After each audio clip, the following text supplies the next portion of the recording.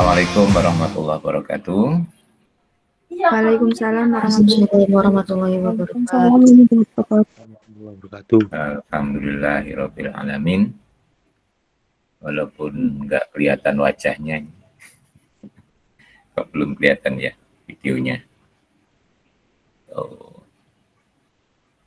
jangan-jangan videonya kesasar. Oke, kita ketemu kembali setelah ada libur gitu ya. Pertama ya masih suasana Syawal, dan juga masih banyak di rumah ya. Selamat merayakan Idul Fitri bersama keluarga, semoga bahagia, dan saya ucapkan dan saya doakan taqabbalallahu minna wa minkum. Mohon maaf lahir dan batin. Semoga hubungan kita semakin erat ya, dan tidak ada kendala. Oleh karena itu biar nggak ada kendala ya video dinyalakan. Gitu ya. Kalau video dimatikan berarti ada kendala ya, nggak terjadi kontak gitu ya. Oke, sekarang giliran makalah ke-8 ya. Makalah ke-8. Oke, silakan bagi yang akan kelompok yang akan presentasi mempersiapkan ya. Silakan. Baik, mohon izin share screen Bapak dan teman-teman sekalian. Mohon maaf, apakah terlihat ini yang saya share screen? Sudah, ya. Baik, terima kasih. Baik, Assalamualaikum warahmatullahi wabarakatuh. Waalaikumsalam warahmatullahi wabarakatuh. Pada kesempatan yang berbahagia ini, saya dan kelompok saya akan mempresentasikan mengenai penanggulangan pelanggaran disiplin. Sebelumnya, perkenalkan anggota kelompok kami dengan saya Nur Aziza dan rekan saya. Saya Diazana Mubarok. Saya Rinaldi Ramadiansyah. Saya Marisa Rahma Ayu. Saya Eka Putri Nur Aini. Baik, selanjutnya yang pertama ada bentuk pelaksanaan disiplin di sekolah yang akan disampaikan oleh rekan saya. Oke, disiplin yang pertama ada disiplin dalam kerapian. Nah, kerapian merupakan cerminan dari disiplin dan keteraturan seseorang dalam kehidupan sehari-hari. Kerapian itu merupakan suatu aspek yang menjadi bagian dari penilaian guru kepada siswa. Dalam lingkungan sekolah, kerapian tidak hanya terbatas pada penampilan pribadi siswa, tapi juga mencakup kerapian dalam berpakaian, dalam penggunaan perlengkapan sekolah, serta dalam menjaga kebersihan dan ketertiban lingkungan belajar. Jadi, aspek ini tuh penting untuk penampilan fisik atau yang tampak dari diri siswa. Lalu, siswa yang rapi itu adalah siswa yang selalu tampil dengan apik, necis, dan dirinya terawat dengan baik dari segi kesehatannya. Apa maksudnya? Maksudnya yaitu siswa yang memiliki disiplin dalam kerapian akan selalu menjaga kebersihan diri, mengenakan pakaian yang rapi, serta merawat perlengkapan sekolahnya dengan baik. Seragam yang bersih dan sesuai aturan sekolah, rambut yang tertata, serta tubuh yang terjaga kebersihannya merupakan indikator utama dari kerapian siswa. Nah, selain penampilan pribadi, disiplin dalam kerapian juga terlihat dalam cara siswa menjaga lingkungan sekolahnya. Seperti ruang kelas yang tertata rapi, bangku dan meja yang bersih, serta kebiasaan membuang sampah pada tempatnya itu adalah beberapa contoh penerapan kerapian yang baik. Nah, lingkungan yang bersih dan tertib nanti itu akan menciptakan suasana belajar yang nyaman dan kondusif, sehingga siswa dapat lebih fokus dan dalam menyerap materi.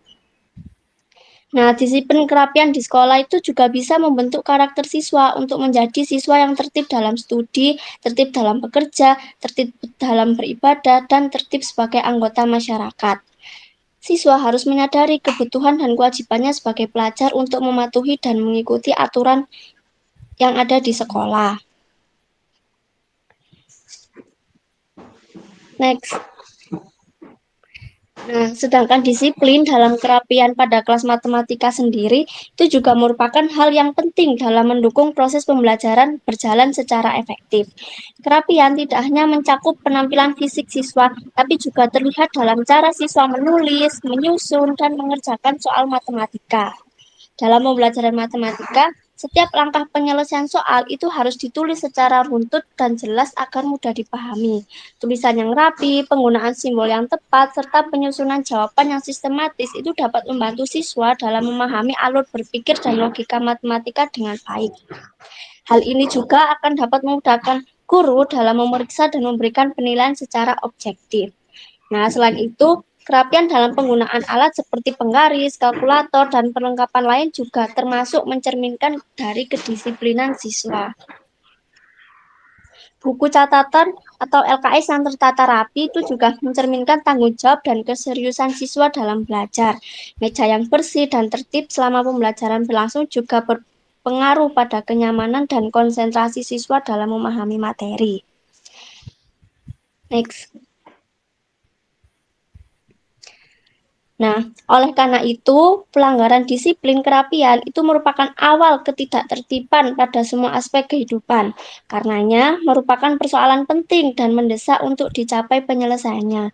Hal ini senada dalam Instruksi Menteri Pendidikan Kebudayaan Nomor 14 U1979 yang dikutip dalam Viana, Daharnis dan Ridho tahun 2013 dalam Asmila dan kawan-kawan 2022 yang menyatakan aspek-aspek yang tercakup dalam tata tertib itu adalah sebagai berikut. Yang pertama ada tugas dan kewajiban dalam kegiatan sekolah, meliputi masuk sekolah, waktu belajar, waktu istirahat, waktu pulang. Yang kedua adalah larangan bagi siswa seperti meninggalkan sekolah atau pelajaran selama jam pembelajaran berlangsung tanpa izin kepala sekolah, guru yang bersangkutan atau guru piket. Yang ketiga ada sanksi-sanksi bagi siswa, itu dapat berupa seperti peringatan secara lisan langsung kepada siswa, ada peringatan tertulis kepada pelajar dengan tembusan kepada orang tua atau wali. Nah, dengan adanya kesadaran siswa untuk menjalankan peraturan dan tata tertib yang ada, maka siswa akan bertingkah laku sesuai dengan aturan tersebut dan mempunyai dampak positif terhadap keberhasilan siswa dalam belajar. Next. Nah, selanjutnya ada disiplin dalam kerajinan. Disiplin sekolah itu erat hubungannya dengan kerajinan siswa dalam sekolah juga. Kerajinan sendiri merupakan salah satu bentuk disiplin yang mencerminkan ketekunan dan kegigihan seseorang dalam menjalankan tugas dan tanggung jawabnya. Sehingga kedisiplinan belajar atau kerajinan yang memiliki efek terhadap hasil siswa tersebut atau sikap dalam perilaku yang ditunjukkan oleh seseorang dalam menaati aturan-aturan sekolah yang berlaku. Kedisiplinan sekolah mencakup kedisiplinan guru dalam mengajar maupun disiplin siswa dalam sekolah, terutama dalam proses belajar mengajar. Nah, di sekolah, disiplin dalam kerajinan itu bisa dilihat dalam bagaimana siswa menjalankan kewajiban akademiknya seperti mengikuti pelajaran dengan serius, mengerjakan tugas tepat waktu, serta berpartisipasi aktif dalam kegiatan sekolah. Siswa yang rajin akan selalu hadir tepat waktu di kelas, memperhatikan setiap penjelasan dari guru, serta menunjukkan antusiasme dalam proses pembelajaran.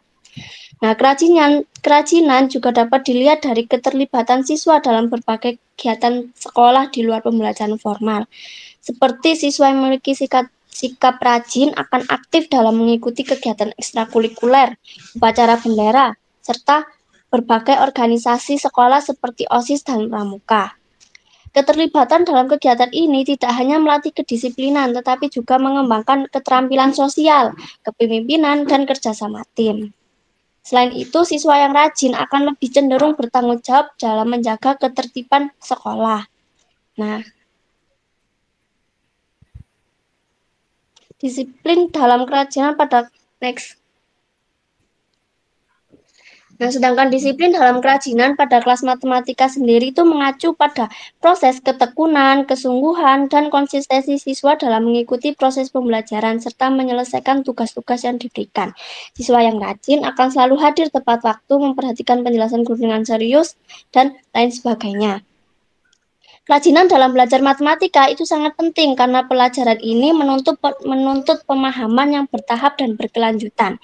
Siswa yang tekun dan giat akan menjadi cepat memahami konsep-konsep dasar matematika dan mampu mengembangkan kemampuan berhitung serta berpikir logis secara lebih baik. Nah, selain itu, kerajinan juga dapat tercermin dalam kebiasaan siswa mengerjakan pekerjaan rumah dengan sungguh-sungguh tanpa menunda-nunda. Mereka tidak hanya menyelesaikan soal yang mudah, tetapi juga berusaha menyelesaikan soal yang menantang dengan mencari referensi atau berdiskusi dengan teman dan guru. Siswa yang rajin biasanya tuh memiliki catatan yang lengkap dan bersedia mengulang kembali materi yang belum dipahami. Kerajinan dalam belajar matematika ini akan membantu siswa lebih percaya diri dalam menghadapi ulangan maupun ujian.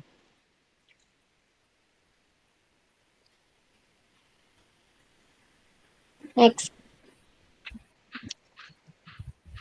Nah, apa saja manfaat disiplin dalam kerajinan? Disiplin dalam kerajinan itu memberikan banyak manfaat. Mereka dapat yang pertama meningkatkan prestasi akademik. Jadi siswa rajin belajar dan menyelesaikan tugas dengan sungguh-sungguh itu cenderung dapat meraih hasil belajar yang lebih baik. Yang kedua ada menumbuhkan pola pikir yang positif. Kerajinan dapat membantu siswa terbiasa menghadapi tantangan dengan sikap pantang menyerah dan semangat tinggi. Yang ketiga ada persiapan menghadapi ujian dan jadwal belajar. Nah, siswa yang rajin itu akan lebih siap menghadapi ujian, mampu mengatur waktu belajar dan memiliki motivasi tinggi untuk berprestasi. Dan yang terakhir, kepatuhan terhadap aturan meningkatkan hasil belajar. Dengan menerapkan tata tertib sekolah dan kelas dengan baik, berpengaruh positif pada sikap dan pencapaian akademik siswa.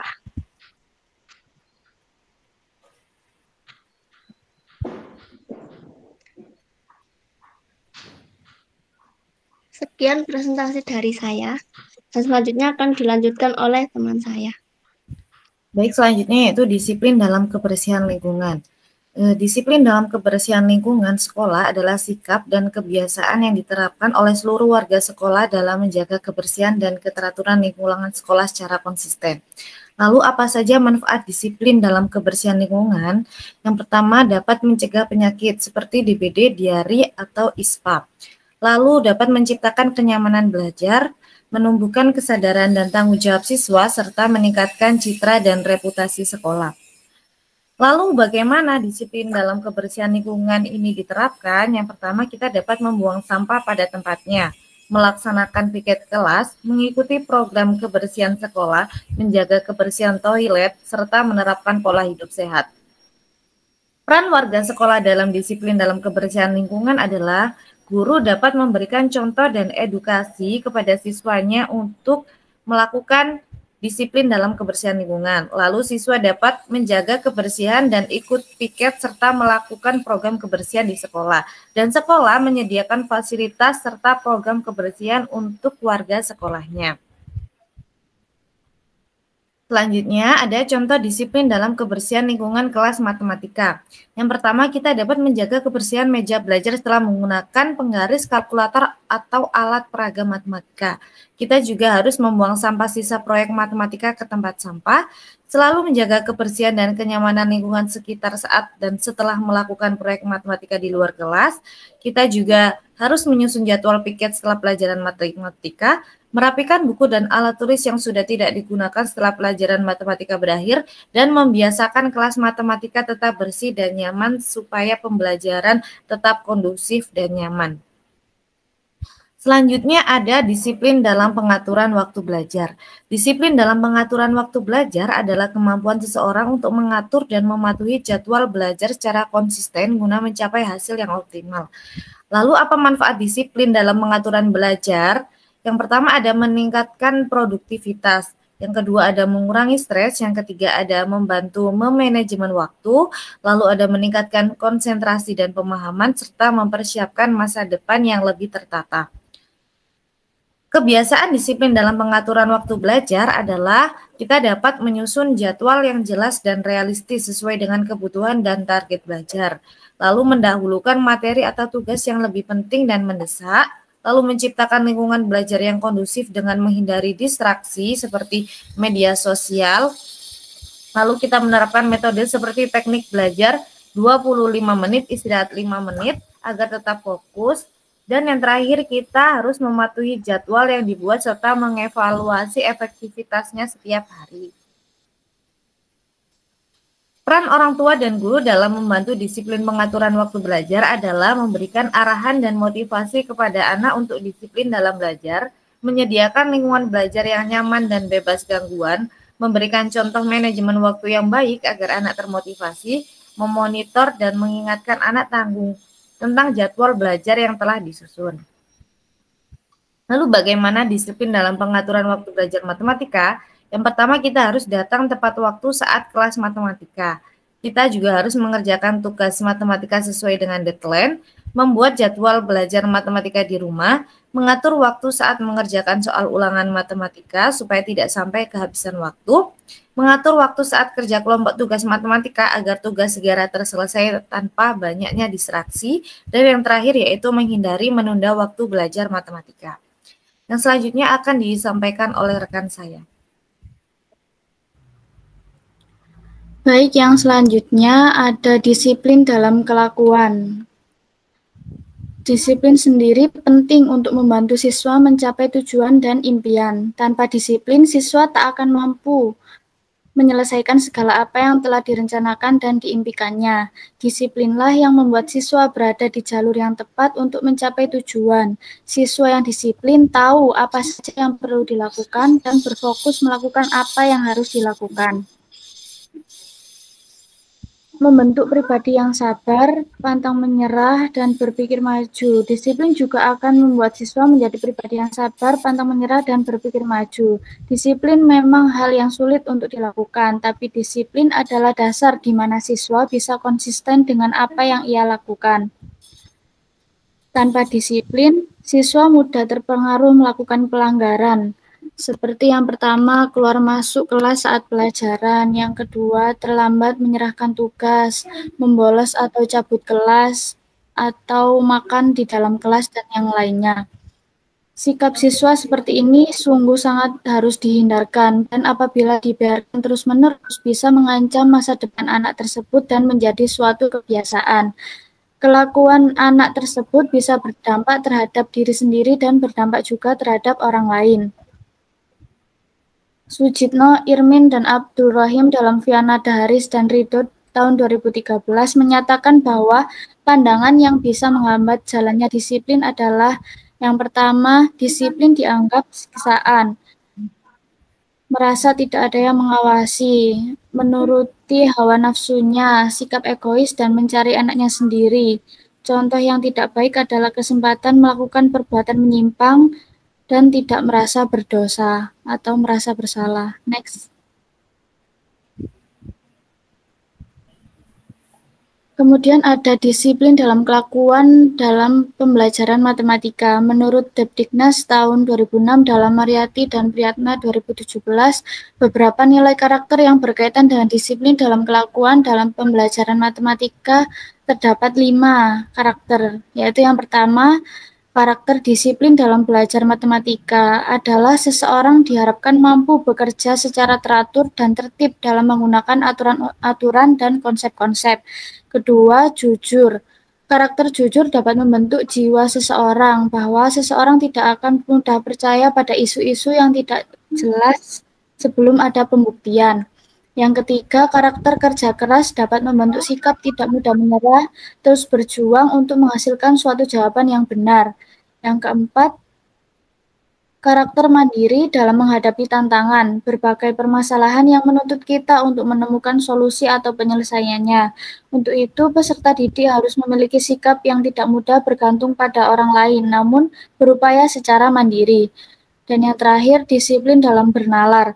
Kebiasaan disiplin dalam bernalar yang terbentuk dalam mempelajari matematika melahirkan suatu sikap tanggung jawab atas pelaksanaan kewajiban yang seharusnya dilakukan, bergantung jawab terhadap diri sendiri, masyarakat, negara, dan Tuhan Yang Maha Esa. Next. Kemudian ada latar belakang pelanggaran disiplin.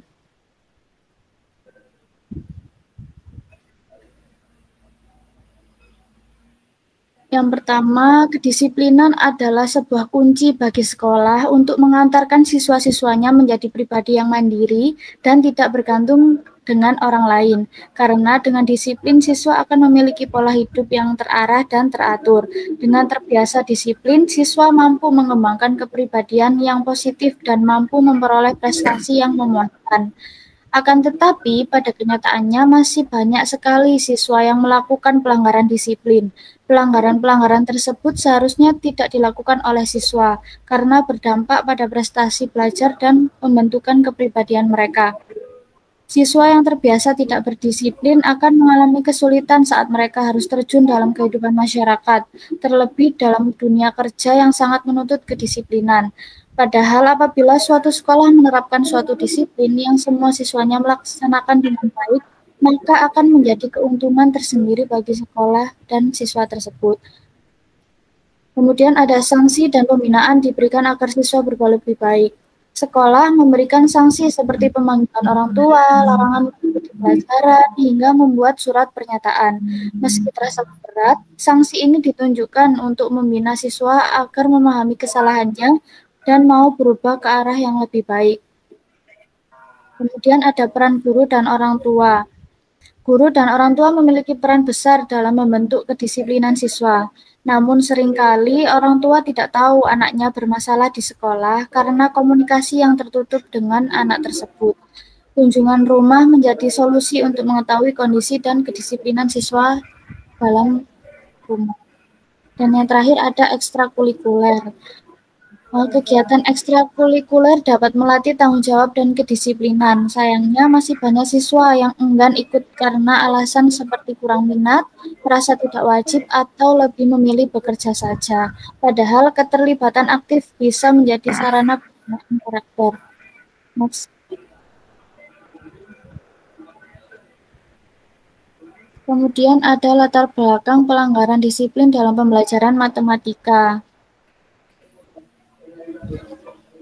Pelanggaran disiplin dalam pembelajaran matematika merupakan permasalahan yang sering terjadi di jenjang pendidikan. Matematika seringkali dianggap sebagai mata pelajaran yang sulit dan menantang oleh banyak siswa, yang pada akhirnya dapat menyebabkan kurangnya motivasi belajar dan munculnya perilaku indisipliner di dalam kelas. Untuk pelanggaran disiplin ini dapat berupa keterlambatan masuk kelas, kurangnya partisipasi dalam pembelajaran, berbicara saat guru mengajar, hingga ketidaksiapan dalam mengerjakan tugas dan latihan. Adapun beberapa faktor yang menyebabkan pelanggaran disiplin dalam pembelajaran matematika dapat dikategorikan menjadi dua, yaitu faktor internal dan faktor eksternal. Faktor internal mencakup rendahnya minat dan motivasi siswa terhadap matematika, kesulitan dalam memahami konsep-konsep yang diajarkan, serta rasa takut terhadap kegagalan dalam mengerjakan soal. Sementara itu, faktor eksternal dapat meliputi metode pembelajaran yang kurang menarik, kurangnya keterlibatan aktif siswa dalam proses belajar, serta lingkungan belajar yang kondusif. Selain itu, peran guru dalam menciptakan suasana belajar yang menyenangkan dan interaktif juga menjadi faktor penting dalam mengurangi pelanggaran disiplin. Guru yang menggunakan metode pengajaran yang monoton atau kurang melibatkan siswa secara aktif dapat menyebabkan kejenuhan, sehingga siswa cenderung mencari aktivitas lain di luar pembelajaran. Yang selanjutnya akan dijelaskan oleh rekan saya. Baik, selanjutnya kita akan membahas mengenai penanggulangan pelanggaran disiplin. Next. Nah, untuk yang pertama itu ada teknik pembinaan dan penerapan disiplin kelas. Di teknik pembinaan ini terdapat 3 jenis teknik. Yang pertama itu teknik eksternal kontrol, di mana teknik eksternal kontrol ini adalah suatu teknik yang dimana disiplin peserta didik itu harus dikendalikan dari luar peserta didik. Nah, salah satunya dari guru itu sendiri. Nah, menurut teknik ini, peserta didik di dalam kelas itu harus terus didisiplinkan dan jika perlu ditakuti dengan hukuman dan hadiah. Hukuman itu diberikan kepada peserta didik yang tidak disiplin, sedangkan hadiah itu diberikan kepada peserta didik yang disiplin di dalam kelas. Untuk yang kedua itu ada teknik internal kontrol. Nah, teknik ini adalah kebalikan dari teknik eksternal kontrol yang merupakan usaha agar peserta didik itu dapat mendisiplinkan diri sendiri di dalam kelas. Nah, dalam teknik ini peserta didik itu disadarkan akan pentingnya disiplin. Sesudah peserta didik sadar, ia akan mawas diri, serta berusaha mendisiplinkan dirinya sendiri. Nah, kunci sukses penerapan teknik ini adalah ada pada ketadaran guru dalam berdisiplin, mulai dari disiplin waktu, disiplin mengajar, dan lain-lain. Untuk yang ketiga itu teknik kooperatif kontrol. Dalam teknik kooperatif kontrol ini, guru dan peserta didik itu harus saling bekerja sama dengan baik dalam menegakkan disiplin di dalam kelas. Biasanya guru dan peserta didik itu membuat semacam kontrak perjanjian yang berisi aturan. Nah, aturan kedisiplinan yang harus ditaati bersama, terdapat sanksi-sanksi atas ketidakdisiplinan juga dibuat serta ditaati bersama. Kontrak perjanjian ini sangatlah penting karena dengan cara demikian guru dan peserta didik itu dapat bekerja sama dengan baik. Kerjasama tersebut akan membuat peserta didik merasa dihargai. Next. Berikut ini ada cara penggabungan teknik secara efektif. Yang pertama itu guru mencontohkan perilaku yang tertib kepada peserta didiknya. Nah, sebelum mendisiplinkan peserta didik, sebaiknya seorang guru itu mendisiplinkan dirinya terlebih dahulu. Nah, guru itu harus menunjukkan perilaku yang tertib baik di kelas, di lingkungan sekolah maupun di luar lingkungan sekolah. Dari perilaku tersebut diharapkan guru itu dapat menjadi model bagi peserta didik dalam melaksanakan perilaku disiplin. Misalnya saat mengajar matematika, guru itu menuliskan setiap langkah dengan jelas, menggunakan notasi yang benar, serta memberikan penjelasan secara sistematis. Hal ini itu mengajarkan siswa untuk berpikir dan mencatat dengan tertib sehingga lebih mudah memahami materi. Untuk yang kedua itu guru memisahkan peserta didik dari perilakunya. Nah, terkadang seorang peserta didik itu berperilaku buruk hanya untuk membuat jengkel gurunya dan juga disebabkan ingin mendapatkan perhatian dari gurunya. Saat menghadapi peserta didik yang berperilaku demikian, guru itu harus dapat memisahkan peserta didik dari perilakunya. Yang artinya itu guru tidak membenci peserta didiknya tetapi membenci perilaku yang dilakukan peserta didik yang buruk. Nah, cara pandang demikian dapat memfokuskan guru itu memecahkan masalah dari perilaku buruk yang dilakukan peserta didik dan membantu peserta didik belajar membuat pilihan-pilihan yang lebih baik daripada hanya menghukum peserta didiknya. Nah, sebagai contoh, jika seorang siswa itu sering terburu-buru dalam mengerjakan soal matematika sehingga membuat banyak kesalahan, guru itu jangan mengatakan kamu ceroboh, tetapi mengatakan jawabanmu kurang tepat karena ada langkah yang terlewat. Nah, coba periksa lagi dengan lebih teliti. Nah, dengan cara ini itu guru membantu siswa memperbaiki perilaku tanpa merusak kepercayaan dirinya sendiri. Untuk yang ketiga itu guru membuat peserta didik menerima tanggung jawabnya. Nah, jika ada seorang peserta didik itu mengganggu jalannya kegiatan belajar mengajar di kelas, kemudian guru itu langsung memarahinya dan memberinya hukuman atau konsekuensi. Pada saat itu, guru itu telah menjadikan semua peserta didik memfokuskan pada si pembuat gaduh tersebut. Untuk mengatasi masalah tersebut, itu guru dapat meminta si pembuat gaduh tersebut untuk menghentikan aksinya tanpa harus memarahinya atau menghukumnya terlebih dahulu. Jika upaya tersebut tidak berjalan dengan baik, mungkin bisa mengajak si pembuat gaduh itu diajak untuk berbicara empat mata. Kemudian menandatangani semacam kontrak yang mana dia setuju untuk tidak mengulangi perbuatan buruknya lagi dan bertanggung jawab sepenuhnya dengan kontrak yang telah dibuat. Untuk yang keempat itu guru sebaiknya dapat menemukan solusi atas perilaku peserta didik yang tidak diharapkan daripada memberikan konsekuensi. Nah, jika ada peserta didik yang tidak disiplin di kelas, sebaiknya guru itu menghindari untuk langsung memberikan hukuman. Tindakan yang dilakukan oleh guru adalah mengajak si peserta didik sharing untuk mengetahui mengapa ia berbuat demikian. Setelah itu barulah guru sebagai pengatur kelas memberikan pilihan solusi kepada peserta didik untuk mengatasi perbuatan buruk tersebut. Nah, misalnya itu ada seorang Misalnya ada peserta didik yang datang terlambat di kelas, dalam keadaan tersebut guru sebaiknya tidak langsung menghukumnya tetapi menanyakan terlebih dahulu mengapa ia terlambat. Setelah itu mengetahui alasan, barulah guru itu memberikan saran atau solusi kepada peserta didik agar tidak terlambat lagi. Untuk yang kelima itu guru memberikan umpan balik yang positif ketika perilaku bertambah baik. Nah, setiap orang tentunya akan merespon umpan balik yang positif.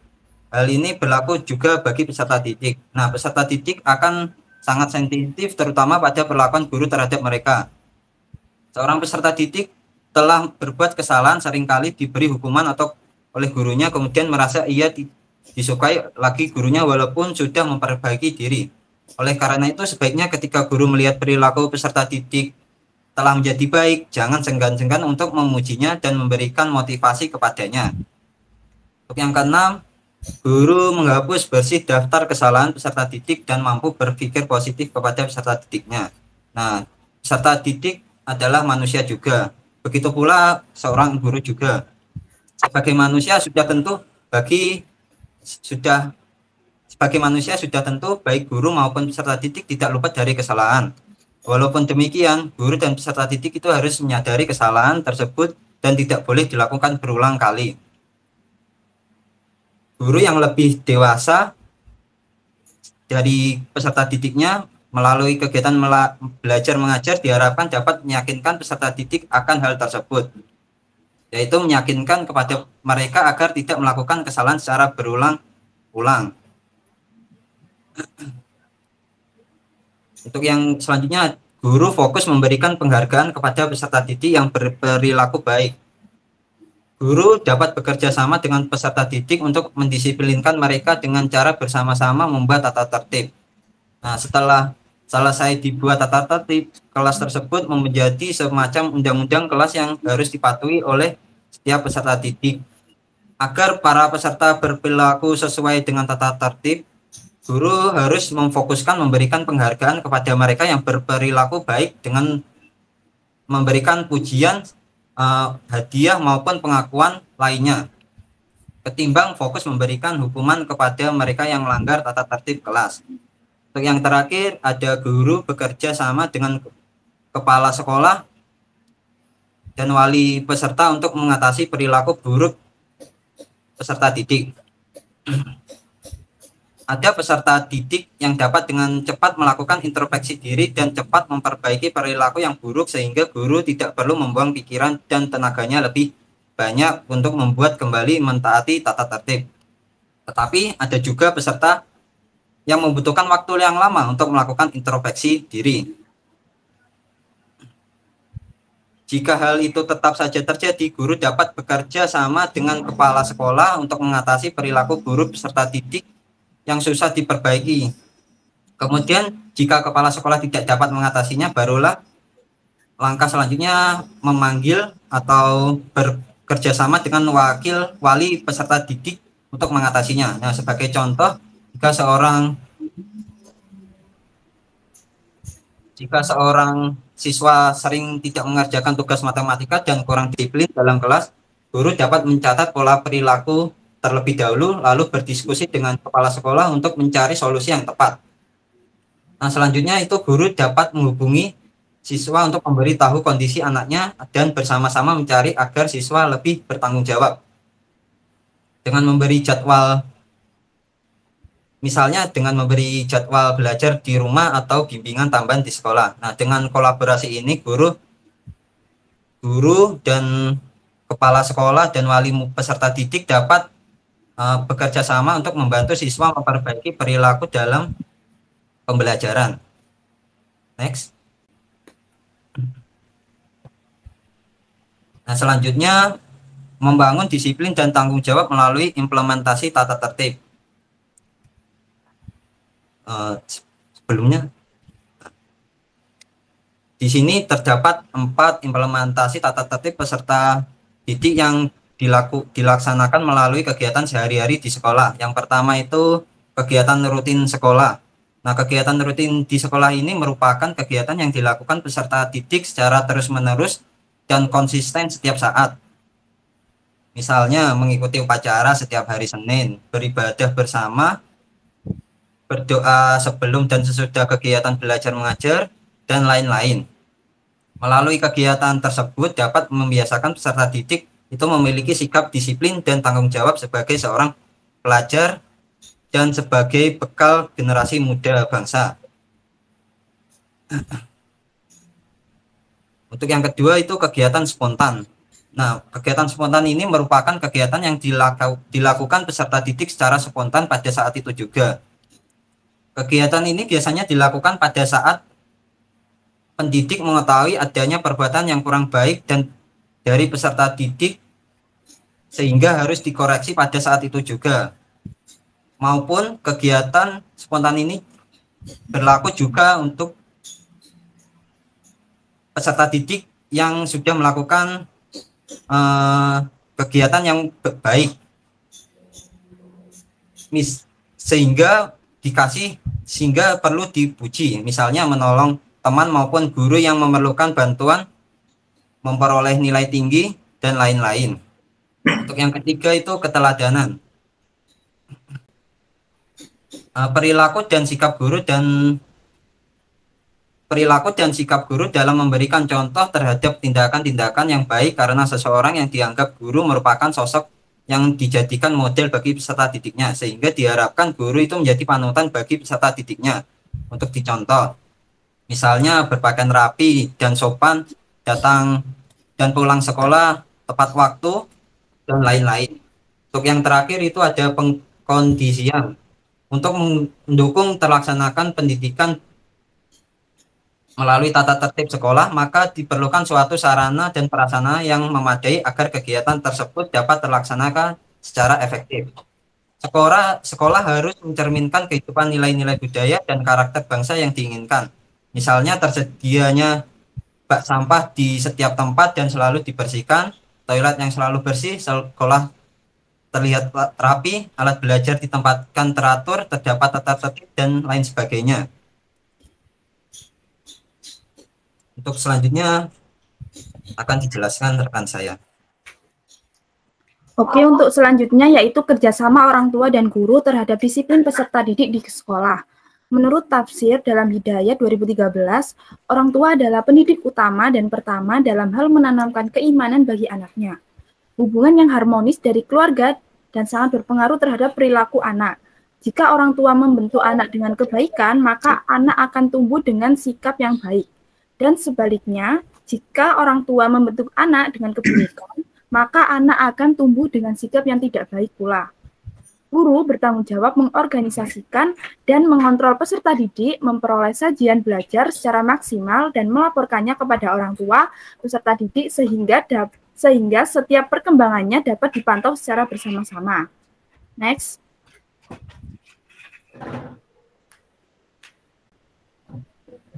Selanjutnya, kerjasama orang tua dan guru matematika dalam menumbuhkan disiplin peserta didik di kelas matematika. Menurut Rizky dan Surya 2020, matematika seringkali dianggap sebagai mata pelajaran yang menantang, sehingga peserta didik memerlukan bimbingan tidak hanya dari guru di sekolah, tetapi juga dari orang tua di rumah. Yang kedua, guru dapat menginformasikan kesulitan belajar yang dihadapi anak, misalnya pada operasi pecahan, pemecahan masalah, atau geometri. Sedangkan orang tua dapat membantu menciptakan suasana belajar yang mendukung serta membiasakan anak untuk mengatur waktu belajar secara mandiri. Untuk yang ketiga, dengan kedisiplinan dan dukungan yang diberikan, anak akan lebih terbantu dalam memahami konsep-konsep matematika dan mengembangkan sikap tanggung jawab serta kemandirian dalam belajar. Next. Selanjutnya, pemeliharaan dan peningkatan disiplin peserta didik. Pemeliharaan dan peningkatan disiplin peserta didik. Menurut Aslamia DKK, Laun Johnson memberikan 10 langkah yang dapat ditempuh oleh guru sebagai manajer kelas dalam memelihara dan meningkatkan disiplin peserta didik. 10 langkah tersebut sebagai berikut. Untuk yang pertama yaitu abaikan si pelanggar. Peserta didik terkadang berperilaku buruk untuk menarik perhatian guru atau menguji kesabaran guru. Jika guru mudah marah atau terpancing, peserta didik bisa memanfaatkannya. Sebaliknya, jika guru mengabaikan perilaku buruk yang tidak terlalu serius, peserta didik akan bosan sendiri dan berhenti melakukannya. Kemudian, kirim pesan nonverbal. Guru bisa menyampaikan pesan tanpa kata-kata seperti dengan tatapan mata, perubahan nada suara, atau gerakan tubuh. Misalnya menatap tajam saat siswa ribut atau menggelengkan kepala untuk menunjukkan ketidaksetujuan terhadap siswa yang mengganggu temannya.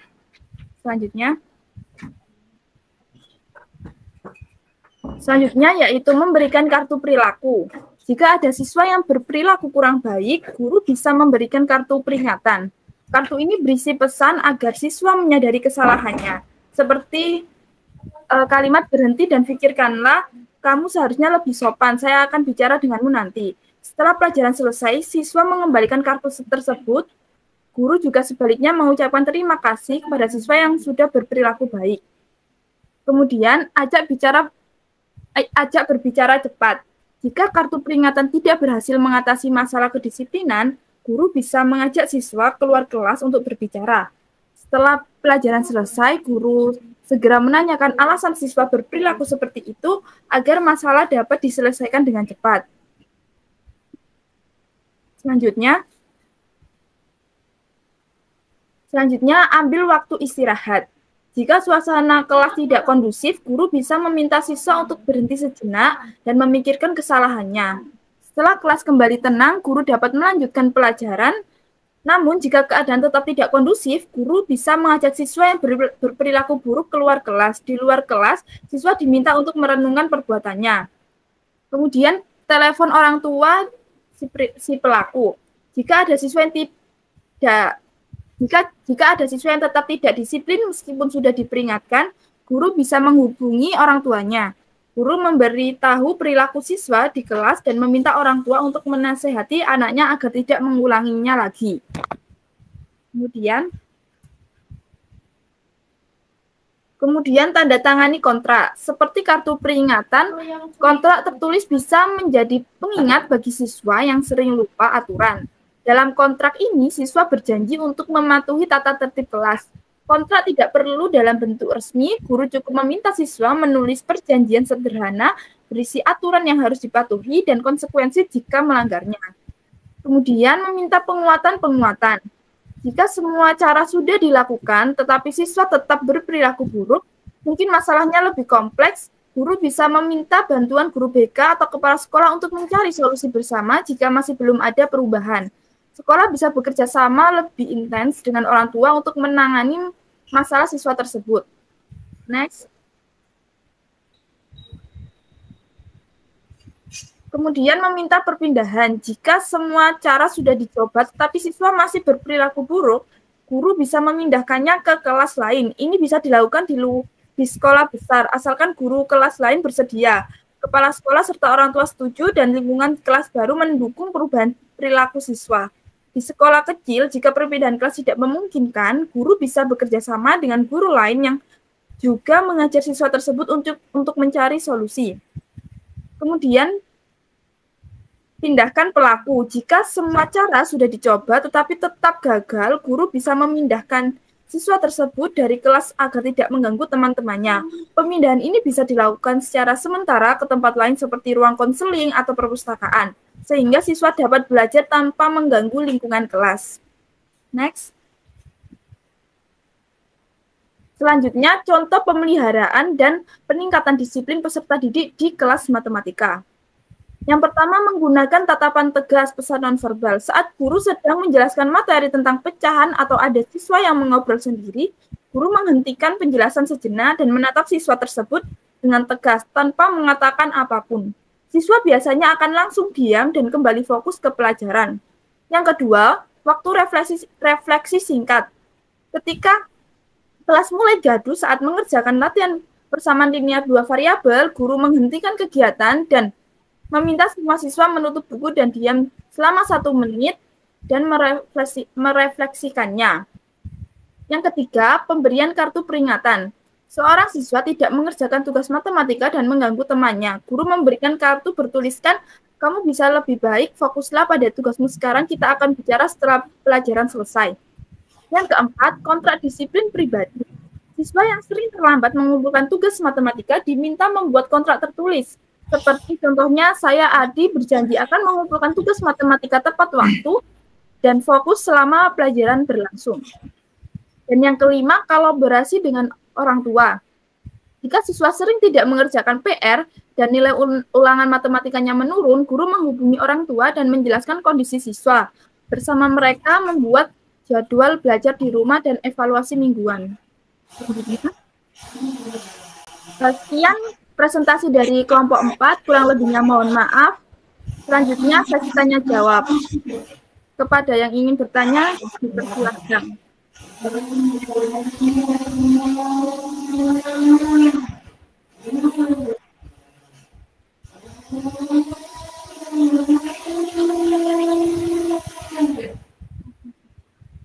Kepada Jagur, dipersilahkan. Kan tadi sekitar pertengahan sampai akhir kan kedisiplinan itu harus berkolaborasi dengan orang tua kan. Nah, itu kebanyakan di Indonesia itu malah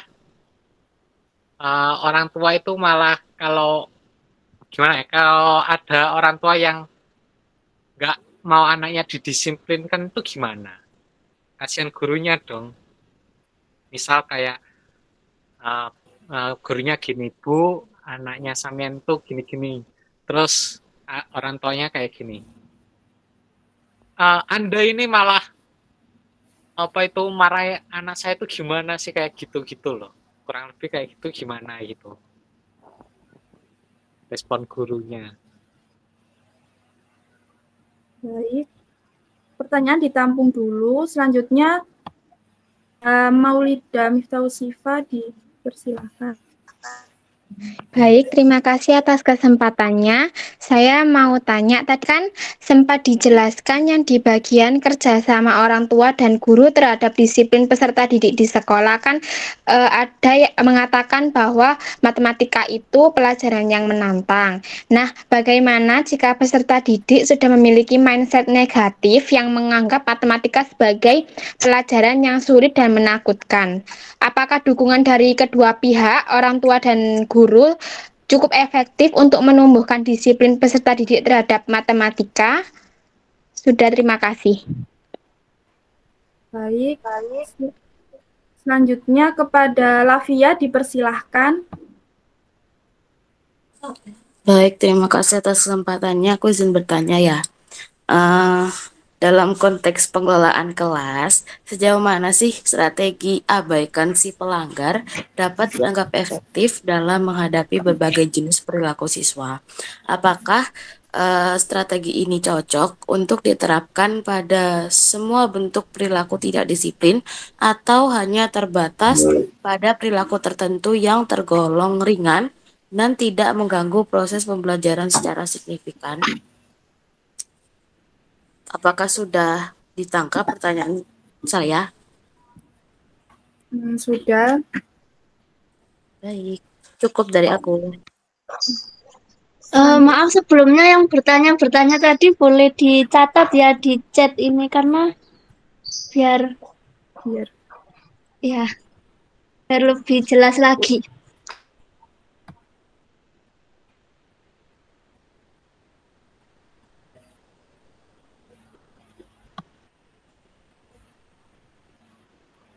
Selanjutnya kepada Ica Dwi dipersilahkan. Baik, terima kasih atas kesempatannya. Di sini saya izin bertanya. Biasanya di suatu sekolah itu kan ada penerapan sistem seperti pemberian poin untuk siswa yang melanggar tata tertib dan tidak disiplin. Misalkan itu kayak pemberian poin 5 untuk siswa yang terlambat atau tidak memakai atribut dengan lengkap. Nah, penerapan sistem poin ini kan juga pernah di sekolah saya dulu ya. Tapi beberapa siswa itu malah menjadi sering melanggar aturan tersebut. Malah juga ada siswa itu yang seperti berlomba-lomba untuk mengumpulkan poin pelanggaran yang lebih banyak begitu. Terus kira-kira menurut kelompok presenter, bagaimana kira-kira cara yang efektif untuk memperbaiki sistem poin ini. Jadi bisa menanamkan kedisiplinan siswa. Terima kasih.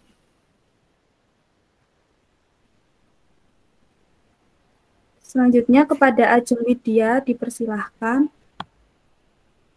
Iya, baik. Terima kasih atas kesempatannya. Saya izin tanya, sebelumnya kan sudah dijelaskan ya tentang pelanggaran disiplin itu bisa berdampak ke proses belajar matematika siswa.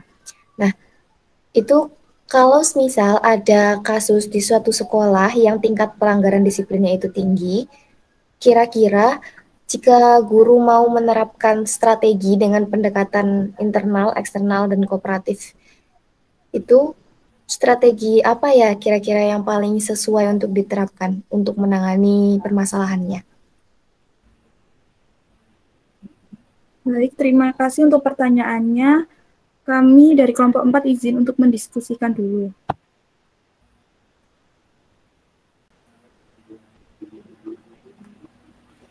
Baik, Komisi izin menjawab untuk pertanyaan dari Mbak Ica tadi tentang bagaimana cara yang efektif untuk memperbaiki sistem poin pelanggaran sehingga dapat menjadikan siswa disiplin. Sedangkan pada kasus Mbak Ica, siswa lebih banyak yang bangga jika poinnya itu poin pelanggarannya lebih banyak dari teman-temannya. Jadi yang dapat dilakukan yang pertama itu kita harus fokus pada tujuan pendidikan, bukan hukuman. Jadi pastikan sistem poin bertujuan untuk membentuk perilaku, bukan hanya menghukum. Serta berikan kesempatan untuk memperbaiki diri. Misalnya poin bisa dikurangi lewat perilaku positif atau tugas sosial. Lalu yang kedua, kita juga mengklasifikasikan pelanggaran secara jelas. Yang pertama, bagi pelanggar dalam tingkat ringan, sedang, dan berat, itu kita harus memberikan poin dengan bobot yang berbeda, jelas, dan mudah dipahami semua pihak. Lalu yang ketiga, kita juga harus sosialisasi yang kuat dan terbuka. Libatkan siswa dalam penyusunan atau minimal sosialisasi sistem. Saat siswa paham alasannya, mereka lebih cenderung ikut aturan. Lalu kita juga buat buku saku, poster, atau infografis visual yang simpel dan jelas, sehingga siswa dapat selalu melihat aturan-aturan yang berlaku. Lalu kita juga harus mengakumulasi dan konsekuensi yang mendidik. Seperti jika misalnya 5 poin, maka akan mendapatkan peringatan dan refleksi tertulis. Jika 10 poin, akan ada panggilan orang tua dan konseling. Jika 15 poin, tugas sosial atau pembinaan khusus. Konsekuensi jangan cuma bersifat hukuman, tapi harus ada unsur pembelajaran atau tanggung jawabnya. Lalu kita juga harus memberikan jalan untuk perbaikan atau jalan keluar. Misalnya, untuk menebus poin, kita dapat memberikan kegiatan positif seperti membantu guru, jadi panitia acara sekolah, mentoring teman, sehingga siswa ini dapat menunjukkan perubahan perilaku selama periode tertentu. Kita juga harus mengevaluasi secara berkala dan konsisten penerapan poin pelanggaran ini. Guru dan staf harus kompak dan adil dalam penerapan. Jika tidak, siswa akan melihat celah.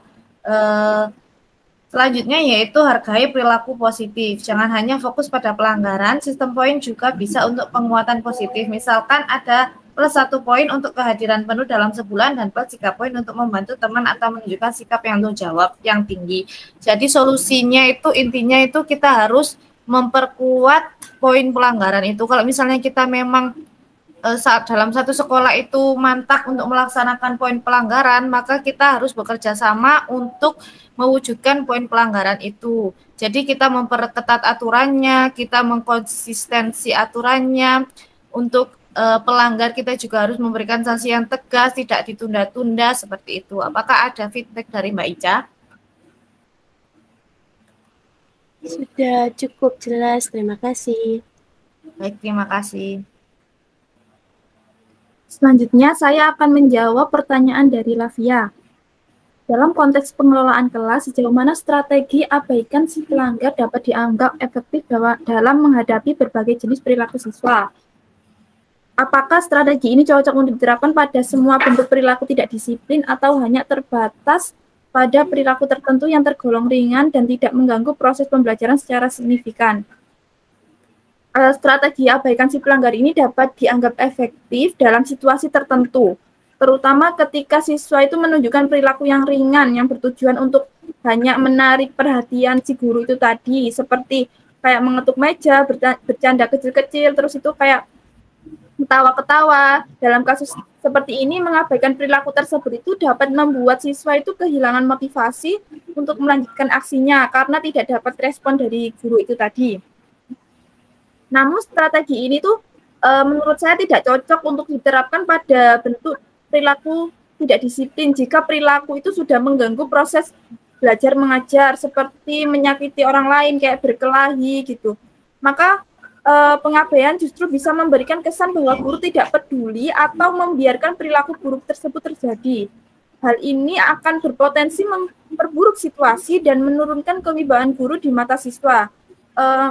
Dengan demikian itu strategi ini sebaiknya hanya diterapkan dalam perilaku yang tergolong ringan dan tidak berbahaya, serta harus diimbangi dengan kemampuan guru untuk menilai konteks dan dampaknya secara tepat. Guru juga perlu memiliki strategi alternatif yang siap diterapkan bila pengabaian tidak berhasil atau jika perilaku yang muncul tergolong serius. Apakah ada feedback dari Lavia? Baik, selanjutnya saya akan menjawab pertanyaan dari Siva. Bagaimana jika peserta didik sudah memiliki mindset negatif yang menganggap matematika sebagai pelajaran yang sulit dan menakutkan? Apakah dukungan dari kedua pihak tersebut cukup efektif untuk menumbuhkan disiplin peserta didik terhadap matematika? Ketika peserta didik sudah memiliki mindset negatif terhadap matematika, misalnya merasa takut, tidak mampu, atau menganggapnya tidak menyenangkan, maka tantangan bukan hanya soal memberikan dukungan, tetapi juga mengubah cara pandang mereka. Dukungan dari guru dan orang tua sangat penting dan bisa sangat efektif asalkan diberikan dengan cara yang tepat. Seperti peran guru, yang pertama, guru perlu menciptakan suasana kelas yang menyenangkan, aman untuk bertanya, dan tidak menghakimi kesalahan. Pendekatan kontekstual, permainan matematika, dan pembelajaran berbasis masalah bisa membuat matematika terasa lebih dekat dan relevan. Yang kedua, mengubah pendekatan mengajar. Bila peserta didik merasa takut, bisa jadi karena mereka lebih sering dicekoki rumus tanpa pemahaman. Guru bisa menekankan pemahaman konsep terlebih dahulu sebelum latihan soal. Yang ketiga, memberi apresiasi kecil. Pujian atas usaha bisa meningkatkan motivasi dan kepercayaan diri. Kemudian ada peran orang tua. Yang pertama, menghindari ucapan negatif tentang matematika. Orang tua kadang tanpa sadar menanamkan mindset negatif.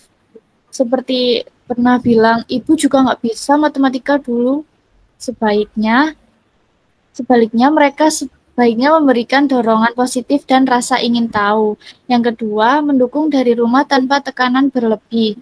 Misalnya dengan menemani belajar, menyediakan waktu belajar yang nyaman, atau memberi reward kecil ketika anak menunjukkan usahanya. Ada strategi tambahan yang bisa diterapkan, seperti penguatan dari teman sebaya, belajar kelompok dengan teman yang bisa membimbing secara informal.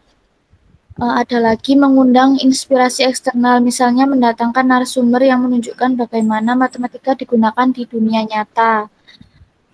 Mengubah mindset negatif terhadap matematika memang tidak instan, tapi dengan dukungan yang konsisten, pendekatan yang empatik, dan pengalaman belajar yang menyenangkan, perubahan bisa terjadi. Yang terpenting adalah menumbuhkan rasa percaya diri dan rasa ingin tahu, bukan sekedar menuntut hasilnya.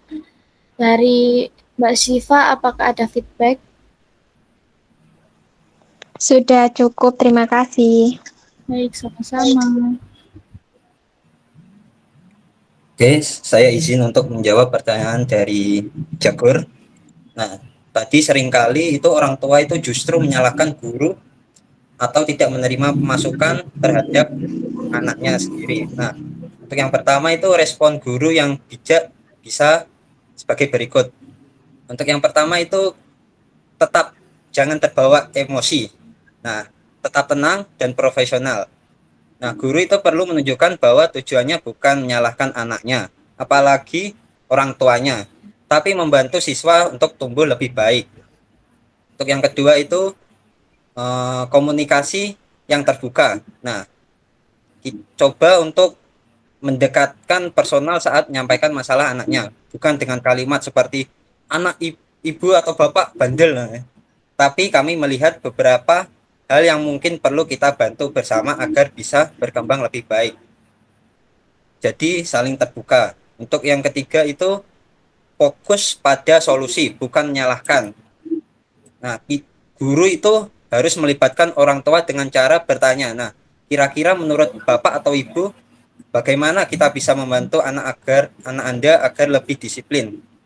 Nah, ini bisa membuat orang tua itu merasa dihargai dan lebih terbuka.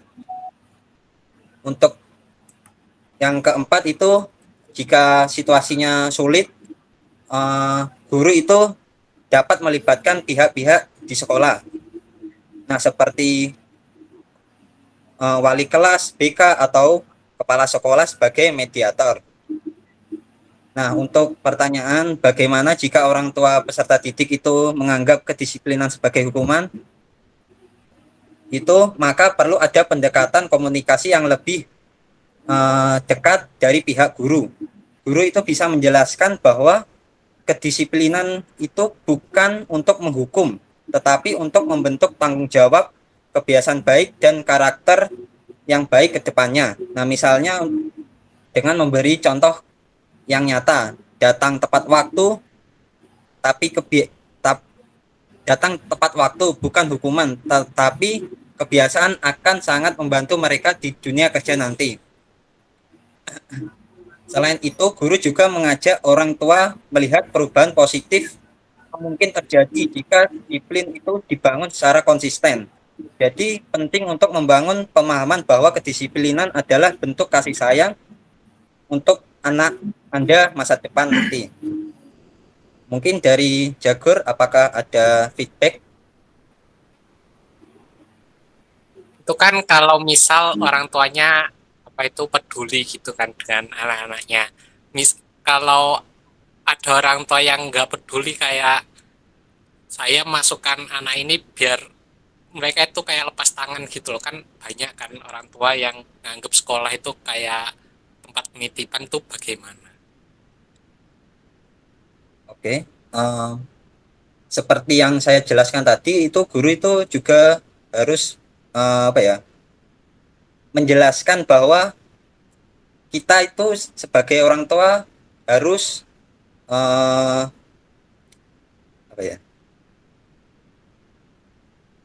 sebentar. Mungkin dari pihak guru itu bisa menjelaskan bahwa kedisiplinan itu bukan hanya dari pihak sekolahan saja, tapi juga dari orang tuanya juga, sehingga kita sebagai guru itu bisa saling bekerja sama, sehingga membuat anak tersebut bisa lebih baik gitu loh. Jika hanya seorang guru saja, dan itu kan hanya berlaku di sekolahan saja kan, untuk di luar sekolahan mungkin bisa diawasi terhadap orang tuanya.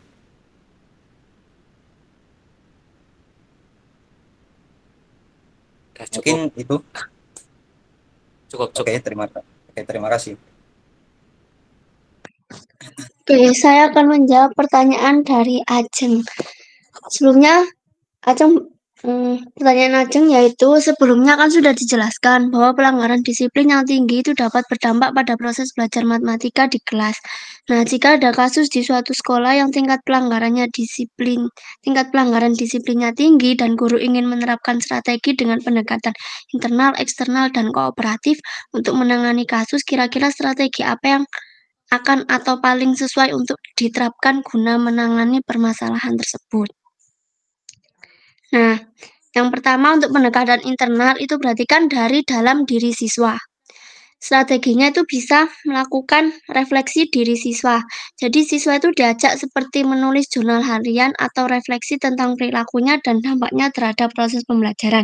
Seperti, hari ini saya mengganggu kelas, akibatnya saya tidak paham materi pecahan. Yang kedua bisa dilakukan dengan kontrak belajar individu. Jadi siswa buat perjanjian personal antara guru dan siswa yang punya catatan pelanggaran berisi komitmen dan konsekuensi. Bukan hukuman tapi komitmen yang disepakati bersama. Yang ketiga bisa pemberian tanggung jawab dengan menunjuk siswa tertentu sebagai penjaga waktu atau asisten guru untuk meningkatkan rasa tanggung jawab dan keterlibatan. Nah, kalau pendekatan eksternal itu berarti dari lingkungan dan aturan sekolah. Itu bisa pakai strategi yang pertama, sosialisasi aturan kelas yang jelas dan konsisten. Jadi, bisa membuat aturan bersama dan ditempelkan di kelas, lalu diterapkan secara adil dan konsisten.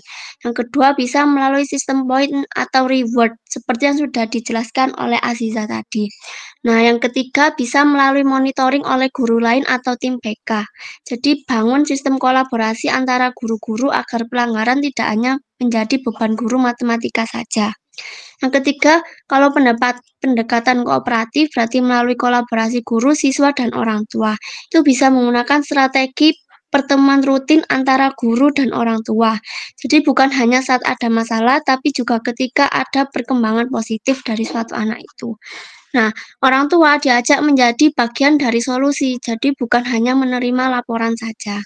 Selanjutnya bisa melalui kegiatan kolaborasi siswa dalam kelas, dengan menerapkan metode belajar kooperatif membuat siswa lebih disiplin dalam bekerja sama. Selanjutnya ada program teman bimbing dengan memasangkan siswa yang tertib dengan yang sering melanggar dalam kelompok belajar matematika agar yang satu bisa menularkan kebiasaan baik. Jadi, menurut saya strategi yang paling efektif itu justru malah kalau kita mengombinasikan ketiganya antara pendekatan internal, eksternal, dan kooperatif. Gitu, bagaimana menurut Ajeng? Cukup. Terima kasih. Oke, sama-sama.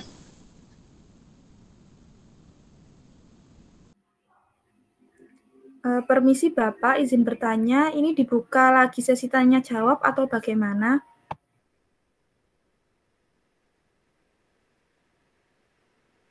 Oke, waktunya kan masih ada ya. Jadi kalau dibuka masih ada yang bertanya lagi boleh ya. Kepada teman-teman yang ingin bertanya dipersilahkan. Baik, kepada Jagur dipersilahkan. Ini pertanyaannya untuk lanjutan jawaban yang barusan. Itu kan menggabungkan peserta didik yang disiplin sama yang enggak. Nah, gimana kalau kan nggak mesti kalau yang peserta didik yang disiplin itu bisa ubah peserta didik yang nggak disiplin, bisa aja malah sebaliknya. Nah, itu ada solusi lain nggak? Kalau menurut saya itu dari guru harus benar-benar bisa memahami karakter masing-masing siswa ya. Jadi tahu mana yang benar-benar disiplin yang bisa dipegang tanggung jawab untuk membantu mengatasi si siswa yang tidak disiplin itu. Jadi bisa saling bekerja sama. Tidak harus satu siswa, tapi beberapa siswa juga boleh yang memang benar-benar bisa dipegang tanggung jawabnya. Di teman-teman lain mungkin ada yang mau menambahi.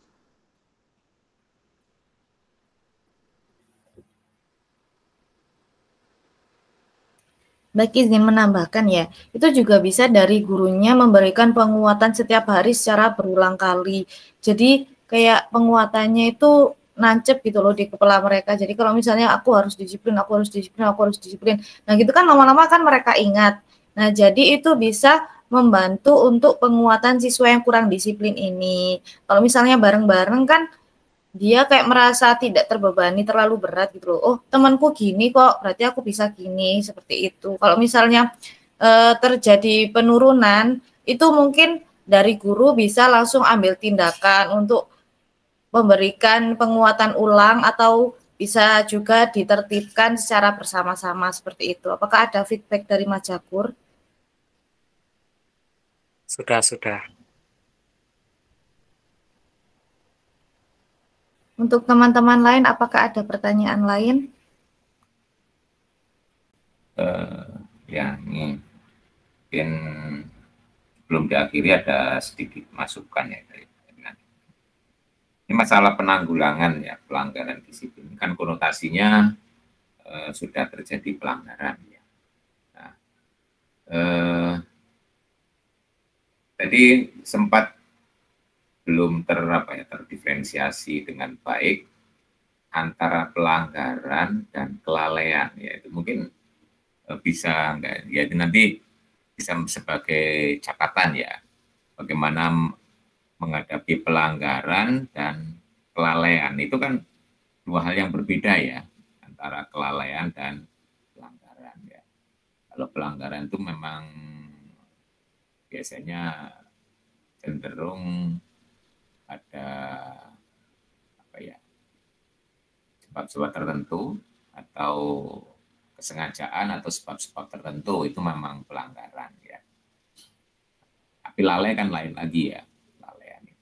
Tapi dua-duanya kadang punya dampak yang sama ya, hasil akhirnya bisa sama, wujudnya adalah tidak sama-sama tidak disiplin ya. Mungkin di situ masalah penanggulangannya bisa dibedakan. Nah, itu yang pertama ya.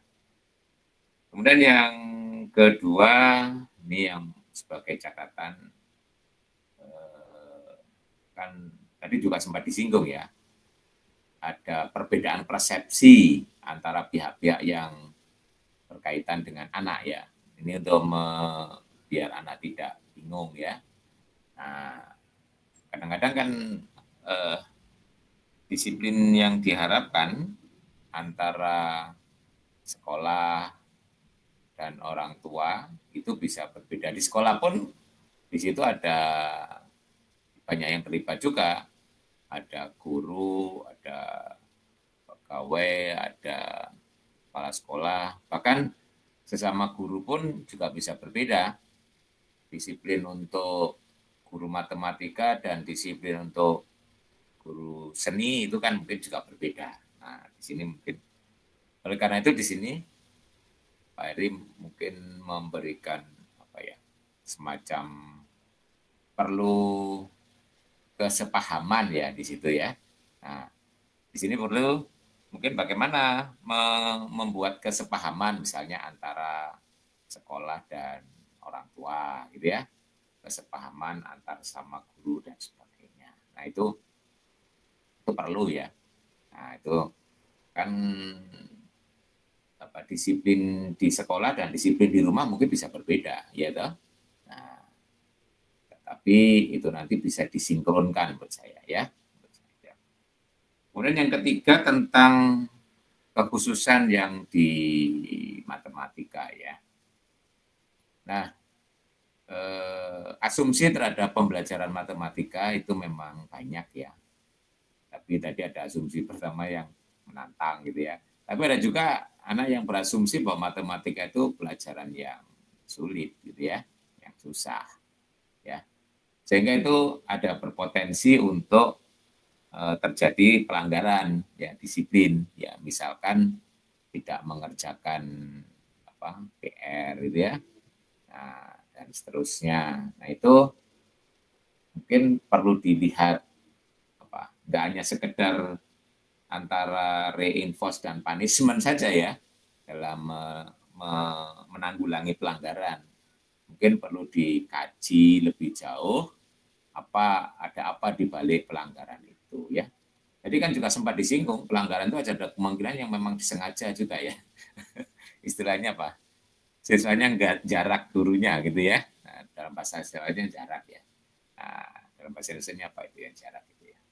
Nah, itu kan ada kemungkinan ya sebenarnya dia tidak berpotensi melanggar, tapi karena ada pikiran jahil gitu ya, ingin menjahili gurunya gitu ya, akhirnya terjadi pelanggaran. Dan seperti ini kan penanggulangannya tidak cukup dengan hanya sekedar menghukum atau ya, mempanis ya. Nah, mungkin ada hal tertentu. Nah, memang berkaitan dengan pelanggaran disiplin, jadi bagaimana menanggulangannya itu sangat kompleks ya. Jadi kan ada juga anak yang berkali-kali dihukum itu tetap melanggar gitu ya. Berkali-kali dihukum tetap melanggar. Nah ini perlu dicari sebabnya. Sebagai contoh, terlambat datang di sekolah gitu ya. Nah, itu meskipun sudah dihukum keliling lapangan dan sebagainya, membersihkan kamar mandi dan seterusnya, tapi hampir tiap hari terlambat. Nah, itu kan harus dicari ya. Jadi penanggulangan di sini termasuk di dalamnya adalah mencari akar permasalahan ya. Jadi tidak hanya sekedar menghukum gitu ya. Nah, yang terakhir ini sistem punishment dan reinforce sistem point ya. Itu mungkin efektif untuk beberapa anak, tapi mungkin tidak efektif untuk beberapa anak yang lain ya. Nah ini memang perlu dikaji lebih jauh, dicoba. Memang biasanya di beberapa tempat atau di sekolah terutama itu sistem poin ya, positif negatif gitu ya. Jadi kalau melakukan pelanggaran biasanya poinnya negatif. Kemudian kalau melakukan hal yang baik ya, bisa mengatasi hal-hal yang ada. Nah, tadi termasuk tadi bisa membantu temannya untuk memperbaiki diri agar tidak terus melanggar, itu juga memberikan poin positif ya. Nah ini akumulasi biasanya ya. Nah kalau diterapkan ini juga bisa membantu, walaupun mungkin perlu dikaji lebih jauh karena anak itu kadang-kadang juga nggak terlalu memperhatikan itu gitu ya. Nah, di sini sistem hukuman itu memang kadang-kadang sangat spesifik ya, untuk anak tertentu bisa berbeda dengan anak yang. Itu beberapa hal yang mungkin perlu mendapatkan highlight, yang mungkin perlu ditambahkan dan mungkin untuk sehingga makalahnya menjadi lebih baik ya. Itu mungkin tambahan dari Pak Heri. Ada lagi respon dari kelompok? Mungkin sebelum diakhiri. Ya, kalau sudah tidak ada, diskusinya bisa di-close dulu ya, sebelum kita diskusi yang lain mungkin berkaitan dengan rencana ke depan. Silakan diskusinya diakhiri dulu, di-close. Baik, terima kasih atas perhatiannya. Kami dari kelompok 4 pamit undur diri. Wassalamualaikum warahmatullahi wabarakatuh. Waalaikumsalam warahmatullahi wabarakatuh. Oke, nah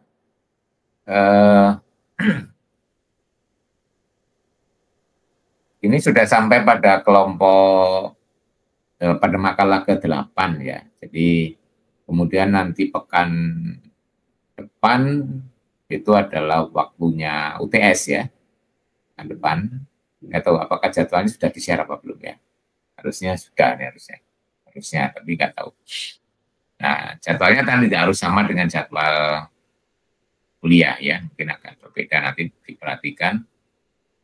Nah, sebenarnya ada 10 makalah, tapi karena yang sudah dipresentasikan 8, ya mungkin nanti sampai di situ aja ya sebagai UTS. Nanti yang sisanya ya nggak masuk ya, karena belum didiskusikan ya.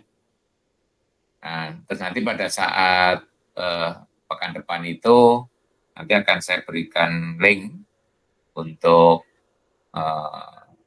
laporan ya, progress report ya, untuk project ya. Jadi yang perlu dilaporkan adalah judul, kemudian ringkasan ya mungkin 1 paragraf 2 paragraf tentang apa yang mau dilakukan, dan yang terakhir adalah sumber referensinya, yaitu perlu di-list dan di-upload ya. Situ. Itu adalah laporan pertama, laporan awal untuk project. Nanti laporan akhirnya di waktu akhir semester, yaitu dalam bentuk tulisan utuh ya, sempurna. Ya. Oke. Ada yang perlu disampaikan sebelum kita akhiri? Jadwal UTS sudah dapat? Belum, Bapak. Oh, belum ya. Ya, harusnya. Sekarang sudah hari Kamis ya. Tapi siap-siap aja. Tapi ya jelas pekan depan ya. UTS-nya. Jadi UTS-nya luring ya. Anda harusnya sudah datang di kampus untuk pekan depan. Walaupun pekan ini juga sudah banyak yang di kampus juga sih. Kemarin di kampus sudah mulai ramai ya. Oke. Kalau memang tidak ada yang perlu didiskusikan lebih jauh, saya kira cukup untuk hari ini presentasi dari makalah 8. Jangan lupa mengisi umpan balik untuk kelompok yang presentasi ya. Link formnya sudah saya bagi. Nah, ternyata yang isi untuk yang sebelumnya, yang makalah ke-7 kemarin nggak banyak ya, banyak yang lupa ya. Tutup lebaran kali ya. Yang lupa, tapi jangan lanjut saya tutup karena sudah saya rek ya. Jadi sudah sekarang ngisi aja yang sekarang ya, yang untuk makalah 8. Makanya ngisinya jangan ditunda-tunda, ini kan masih ada waktu, bisa langsung diisi kan, paling nggak lama yang ngisi, tinggal klik gitu ya, selesai gitu ya. Paling nggak sampai 10 menit ya. Oke, 5 menit cukup. Oke, saya kira cukup ya. Ya. Mudah-mudahan masih tetap semangat dan masih diberi kesehatan sehingga kita bisa melaksanakan kewajiban kita selama ini. Selamat berbahagia, masih banyak yang masih berbahagia, ini masih bersilaturahim dengan keluarga atau mungkin sedang diam di rumah saja gitu ya, lagi mager gitu ya. Habiskan kue di rumah ya nanti, tapi jangan dihabiskan, nanti dibawa ke Malang ya sebagian ya, dibawa di tempat kos untuk berpesta dengan teman-teman di kos. Oke, saya kira cukup. Insya Allah kita ketemu pekan depan di kampus ya. Assalamualaikum warahmatullahi wabarakatuh. Waalaikumsalam warahmatullahi wabarakatuh. Terima kasih Pak.